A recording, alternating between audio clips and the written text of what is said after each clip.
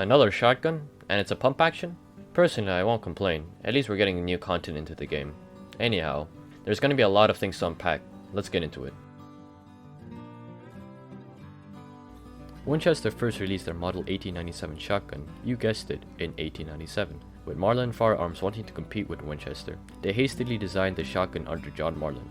The shotgun released to the public in 1898. Marlin was made with fewer and lighter parts than the Winchester. This resulted in the shotgun being less prone to breakage and being easy to carry. The Marlin also came with a slam fire feature, just like the Winchester, with it being able to either load 12 or 16 gauge shells.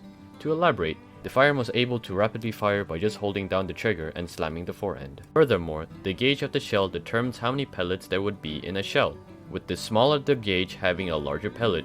Similarly, with the Winchester, the Marlin was able to load 5 to 6 rounds in a tubular magazine, with one in the chamber. Lastly, a Riot variant was made with the addition of a heat shield. The heat shield provided protection to the user and reduced downtime of the firearm. With the fact that the weapon can slam fire, I reckon you'd be able to either hold down +1 and let it rip, or expect that it would have a faster fire rate. Being that we saw two variants of the shotgun, we can think of two scenarios that can lead from this. Scenario 1, they remodeled because the original one did not meet standards.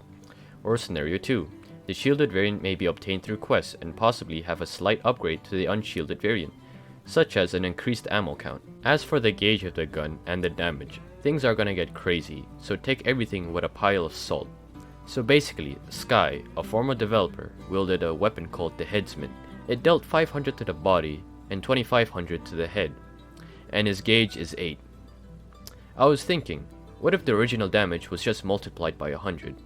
It felt reasonable to do 40 damage to the body and 200 to the head, on the count that the weapon being either more expensive than the revolving shotgun or being harder to grind for. Either you hate it or love it, you can at least be happy knowing that the developers are working hard on the game.